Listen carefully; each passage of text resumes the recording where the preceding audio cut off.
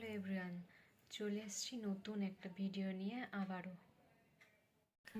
অনেক দিন ধরে ইচ্ছে করছিল একদিন বেগুন পোড়া খাবো।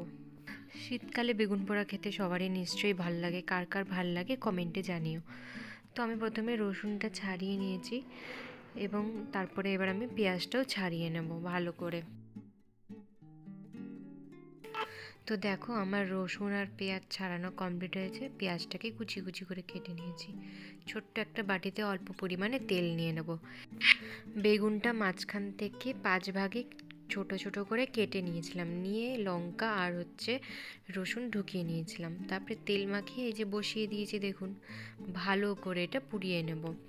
আর আমি একটু ধনেপাতাও দিয়েছিলাম, ধনেপাতা দিলে গন্ধটাও ভালো ওঠে, খেতেও ভালো লাগে।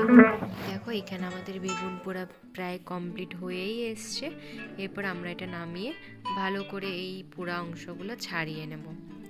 ছাড়িয়ে নেওয়ার পর একটা বাটিতে আমরা বেগুন পোড়াটা দিয়ে নিয়েছি, আর যে কাঁচা লঙ্কা রসুনটা আমরা বেগুনের মধ্যে দিয়েছিলাম সেটা ভালো করে মেখে নেব।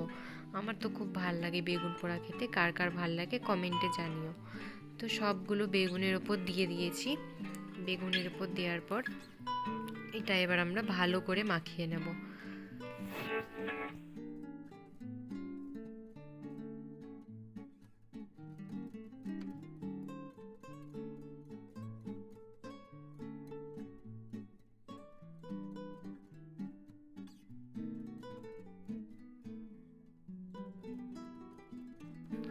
আজকের ভিডিওটা যদি তোমাদের ভালো লেগে থাকে অবশ্যই সাবস্ক্রাইব করে দেবে এবং লাইক করে দেবে।